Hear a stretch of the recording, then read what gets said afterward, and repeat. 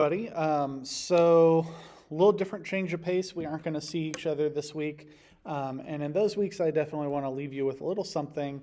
In this case, we're going to talk about revision and editing. And I think you'll see like why I picked this week as a good one not to meet. Because we don't have to meet for 2.5 hours to talk about revision and editing for the third time. But I did want to give you some extra things. We are doing a narrative, and so some of these are going to be tools that are really useful for your narrative and useful for peer editing this time around. And some of these are going to be ideas on how to work with revision or how to work with giving feedback to students in your own classroom. So let's talk about a couple strategies that we might have used before. The one that I really want to talk about is called PQP, where we do like praise, question, polish. You can actually make PQP stand for anything, but praise, question, polish is the one that I kind of learned. And so that's pretty self-explanatory. I want to tell them something good about their paper. I want to make them think critically about an area of their paper that could use improvement, and I want to tell them something that I would definitely change. As far as that is concerned. We're not even going to do center of gravity. That's fine. Some of these notes I don't like. Exploding the moment. This is one of those things that's going to be really useful for something like a narrative, and not so useful for, maybe not so useful for something like, how did you solve this math problem? Although you can kind of understand some of that here as well. So exploding the moment is basically you aren't being detailed here, or you're using a detail like you said something was red, but there's a whole scene to be had. And so here I'm going to suggest be really detailed in this space, right? This is why I say like a math teacher probably is not going to use this term explode the moment, but you might want to be like, I need more details for you to explain to me how you got to the answer on this problem. But explode the moment is kind of a neat way to suggest adding a lot of depth or detail to a specific part of the paper. So you can see in a narrative, that becomes a quick code for all of you to use. This is a good place for you to explode the moment. Or I see you had one sentence here, you could explode this into a whole moment. Kind of gives you a little bit of language for how to do that specific review. We have, all different types of stuff. This one's called Radar, where we kind of do 4 different orders. And so like the first one is replace, right? You look for word choice, words that are not specific, or words that are overused, sentences that are unclear, those types of things. The next is add. Maybe I get this all the time where students are like, oh my gosh, I can't believe I have to write 3 pages. And, in my mind, I'm like, it's actually really hard to write 3 pages and be a decent writer, right? Because you're probably not adding good information, or you're not being descriptive enough, or you're not being kind of clever enough in crafting this idea. So again, like it kind of depends. I think all of us might use the replace one, and all of us might use add as far as information, but you might not want more adjectives in your writing, right? Science teachers, I sincerely doubt you want your students to add adjectives to their lab, right? That's not something that's going to be particularly helpful. Delete. So what are things that don't need to be there? I think most of my deletes are like, this sentence is 3-4 lines long, and you should chop that into a couple sentences, right? Or, you've just repeated a chunk of information here. You've already told me that, delete that, or delete the first one. It actually sounds better down here, even though it's the second time reading it. Or reorder. Hey, move this to this place. Or I get this a lot with paragraphs. Like I was kind of taught that a 5-paragraph essay, you want to start with your best or your flashiest piece of information, and then you want to hide your worst one in the middle, and then you want to end with your second best. And that's a good, like, just reordering, like, this one pops. I want to put this one where I might lose audience focus, right? And I want to move this one down. So reordering can be really, really powerful just in how we do that. Or maybe you kind of give the context for that quote further down. You want to give the context ahead of time, right? So reordering can be really good. So Radar is just another nice, simple revision, and it's 4 activities. So I would actually put 4 people together and say each of you is doing one of Radar, right? And that's your job. You're going to replace in every single person's paper. When we talk about adding, right, I want to be detailed. And so this is a good look at roughly 130,000 people had beaten us to the event, and the sea of families was spread across the park, and the blankets and portable chairs, chatting, eating, playing Frisbee, and listening to music. Maybe if I cut that part out. Moms chattered as their teens sat in lawn chairs staring at their phones, oblivious to a Frisbee hovering over their heads like a UFO. So much more detail than playing Frisbee or chatting, right? So this is a good example of an add or even an explode the moment.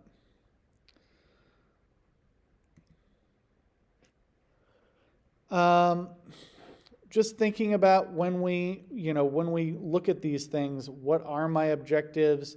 What are the things that I'm grading, right?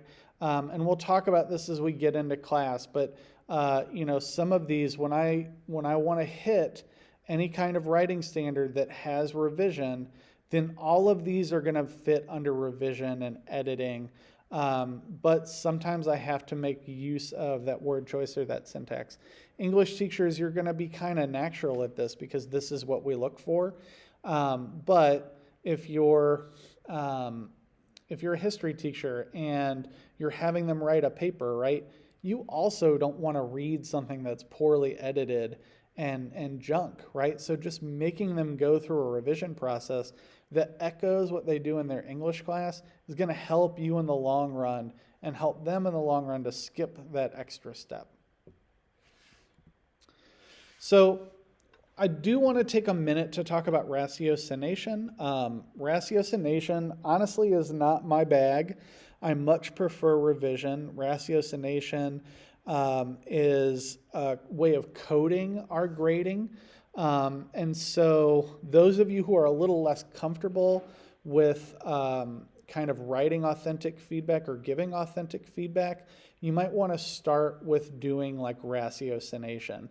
And the nice thing about ratiocination is you kind of give them a code book and you use the codes to apply things that they don't know. And what it helps you to do is not write for the 1,000th time, this is a comma, this is what a comma does. You're not really sure what a comma does. Go here and look at this thing. Instead, it kind of says, here's the code, look at the code, poor comma use, and here's the resource that you can get to. So you can kind of do that in a few different ways. So here's an example of revision. I want my students to circle all of their to be verbs, and we want to change them to active verbs. Or I want them to make a wavy line under repeated words so that they can notice those. You can kind of get, this is how I would use revision. But ratiocination, I'm going to give them, if I do this circle inside of your writing, then you're using to be verbs. And here's what to change, and here's how to change it. So it's very programmed, it's very scheduled, and you can kind of get a sense for why some people really like this, because it makes it nice and easy. All I have to do is put that green dot next to somebody, and then it's their job to go and look at these things, right? Not sure if you've had college professors do this. It was really, really in style in the 90s. And the 80s and the 70s, but especially I think in the 90s. The nice thing is you can do your own coding, right? So you can tell them, I'm really worried about varying sentence structure and length, and you can make a code for that, and you can give them a resource page that if they're doing that all the time, then this is what they see, and then whatever you make the code, that translates to the thing. So I think this is where like science and math teachers might be more interested in ratiocination because you can do like a kind of quick code on something And maybe you don't want to like grade for punctuation, but you want to make them understand that that punctuation is wrong, right? So maybe you can't remember how to use a semicolon, but you definitely know that they used it wrong. All you have to do is put that button in there, put that code in there next to that semicolon, and then send them to a place where they will get the correct instruction for semicolon use, right? And so it takes a lot of the burden off of you. And I think that's probably where a lot of people are going to be like, do I grade for conventions? Do I grade for sloppy writing? And I definitely don't want to write capitalize over every single time they don't capitalize, because then your hand's going to fall off. And so, this is a quick way to do that, right? That's the purpose of ratiocination. So I think at this point you've read the Adair-Lara piece, When Correcting Errors is a Mistake. And just if you haven't, one of the things I want you to think about is how much correction is too much correction. In other words, back in the day, I actually only physically graded papers for a little while before I started to turn to digital. I've been grading papers digitally for over a decade. And so I am not too shy about what I hand back to students because I kind of make sparse comments. But you can imagine back in the day of the red pen, if you just got a paper back and it was all red, you would just feel so defeated, right? Like, where do I even start to make some corrections on this, right? And so for me, like, part of this is differentiation with my grading. If I have a student who I know really struggled even to get the paper to me, then I want my comments to be broad but manageable. I don't want to tell them every single thing that they did wrong, because there's a huge probability that that student is going to shut down and we're not going to make any gains, right? I would actually kind of rather give that student a slightly better grade than somebody who knows how to do all those things and didn't, right? But I still want that student to improve. So I want to tell them, well, how about this one thing, right? This one thing is kind of a big thing that you missed, and I'd like you to work to improve on that. And not just give them a paper with a whole bunch of marks on it. Whereas I think sometimes when I start to realize, oh, I'm marking this a whole lot, I'll kind of stop mid-paper and then I'll write a note to the student that said, hey, I would have kept marking this, but there were the same mistakes. I see the same mistakes. You really struggle with comma usage. Here's the resource on how to get better at comma usage. Instead of every time hitting them about commas, right? Because I don't think that's super productive. But that Lara piece is pretty good to kind of get your head around that idea. Editing. So a lot of these ideas come from Jeff Anderson's book, Everyday Editing, Kelly Gallagher's book, Sentence of the Week. And that's another thing to kind of get used to is like, who are the names of people, or what are the books where I can really go and use a lot of editing and get a lot of those instructions, and what do I want to do with that, right?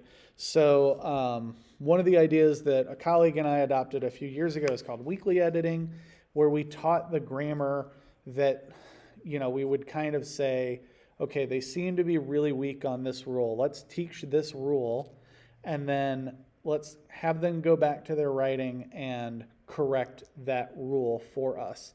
And then they'll be in the process of revising their own work, right, and relearning that rule at the same time. And so I will not say that it went very smoothly. It was always kind of tricky to get them to do that. But I like that idea of taking something that you are noticing that students are not doing very well and kind of drilling it in them by having them go back to their own work and do practice. And that, again, I see that, like, math teachers, that idea is probably really appealing to you, not in a writing sense, but like if they are consistently making the same type of error, well, then just go back and check that error. Prove to me that you're learning something and that you're not going to keep repeating that error again and again.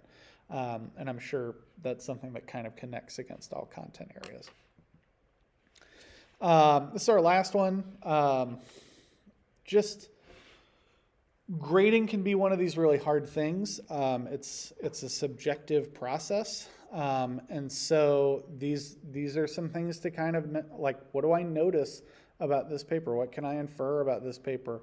What can I imitate and what can I highlight? These are some things for peer editors just to use, like some very simple things. If I'm noticing something, maybe I'm noticing that semicolon use is weird. I just put that, right? Like, put it on the other person to go back and double check. Do I have to infer something that I shouldn't have to infer? Then I might tell somebody, this needs to be better explained. I had to make an inference here. If you'll recall, like, a lot of why we write in school is to prove that we know something. And so English teachers, we don't want to do that. Or we want to really limit that. We want to use writing for all the things that writing is capable of. But other content area teachers, this is a good reason to write, to have them explain in their own words how they know something. And if you're making an inference, then they probably aren't spelling it out enough, right? And I think I do this with my students a lot. Like when we do tests that have writing on them the first couple of the year, I'll have them come up and I'll look at their writing and I'll say, this isn't very good. Go back and rewrite, and I'll give them a little bit of feedback. And oftentimes my feedback will be like, I know that I know the answer, but you have to pretend that I don't know the answer.